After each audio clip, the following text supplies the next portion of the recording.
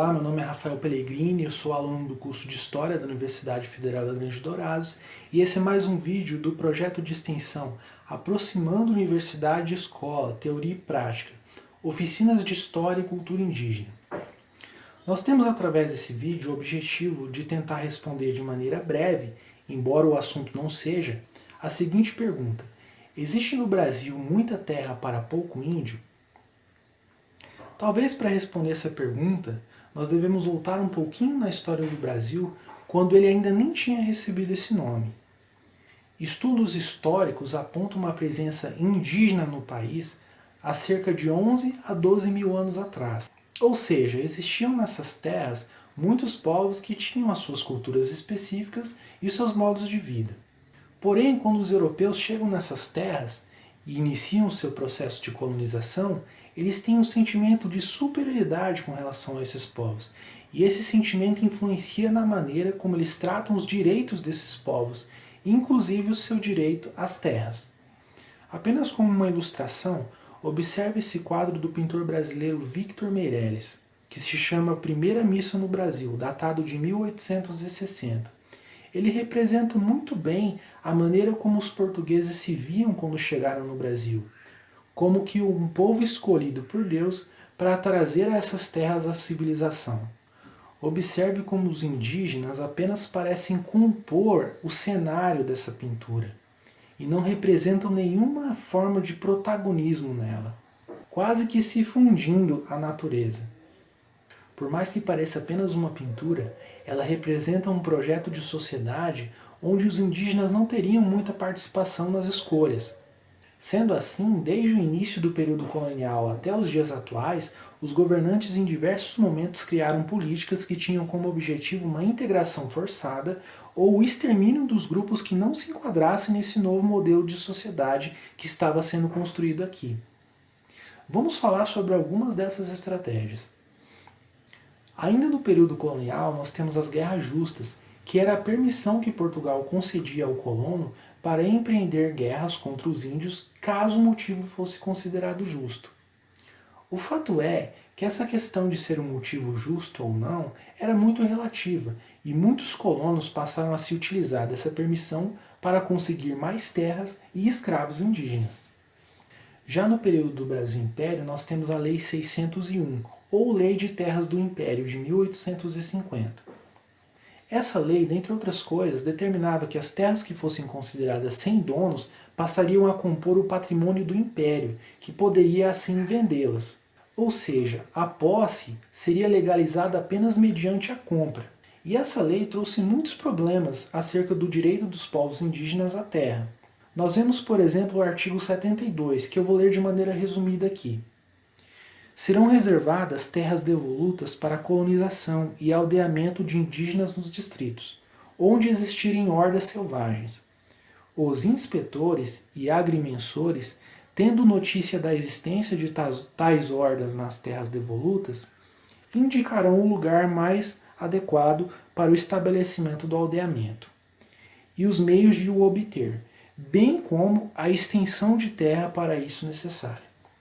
Observe, através dessa leitura, que os critérios para definição e delimitação dessas terras ficariam a cargos de funcionários do Império, e isso colocava em risco os interesses das comunidades indígenas. Com isso, nós vemos um deslocamento forçado para territórios que não representam os aspectos simbólicos da relação dos povos indígenas com a terra, pois para estes povos, a terra não possui apenas um valor econômico, mas tem uma grande participação no seu sistema de crenças, mitos e rituais. Outras situações ainda ameaçam a autonomia das comunidades indígenas sobre o seu direito à terra, como por exemplo a grilagem de terras, que nada mais é do que a falsificação de documentos para, de maneira ilegal, possuir ou vender terras para outros. E ela recebe esse nome porque, para dar um aspecto mais envelhecido ao documento, dando a ele uma aparência mais fiel, ele era colocado dentro de uma caixa com vários grilos e, com o tempo, a ação dos insetos sobre esse documento ia criando nele uma cara de papel velho. Essas constantes ações de desapropriação das terras tradicionalmente ocupadas por povos indígenas, seja por parte dos governantes ou de pessoas comuns, tem fermentado uma grande mobilização do movimento indígena para reaver os seus antigos territórios. Todavia, existe um preconceito muito difundido de que os povos indígenas apenas querem mais terras para vender, o que não é verdade, pois eles não possuem a terra. A terra é da União, eles apenas têm o seu usufruto coletivo, o que significa que ela não pode ser vendida e que o seu uso é exclusivo da comunidade. Tá, mas de quanta terra nós estamos falando? Hoje em dia, cerca de 12,5% da área do país é terra indígena, cerca de 106 milhões de hectares, onde vivem aproximadamente 600 mil pessoas. Para muitos, essa é uma quantidade de terra muito grande para a quantidade de habitantes que vivem ali. Por outro lado, talvez seja interessante nós fazermos também a pergunta: no Brasil, qual é a extensão de terras que estão nas mãos de poucos fazendeiros ou empresários? Se nós fizermos uma rápida pesquisa, nós vamos encontrar esse dado. Cerca de 319 milhões de hectares estão nas mãos de apenas 130 mil latifundiários, o que representa uma área 3 vezes maior do que as terras indígenas que nós acabamos de citar.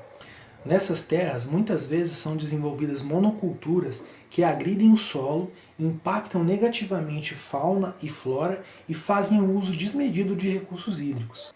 Precisamos considerar que as terras indígenas têm um papel muito grande na preservação ambiental, que o seu uso é coletivo e o valor que é dado a ela está muito longe daquele valor apenas econômico que nós estamos acostumados a dar. Sendo assim, nós não podemos afirmar que no Brasil existe muita terra para pouco índio.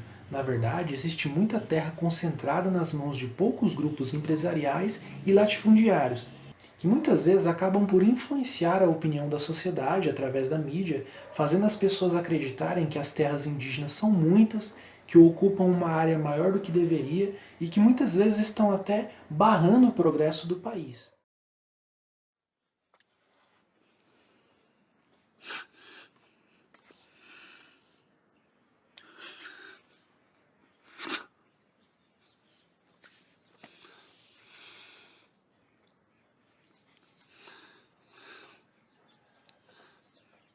Eu lembro quando naquela época, a maior alegria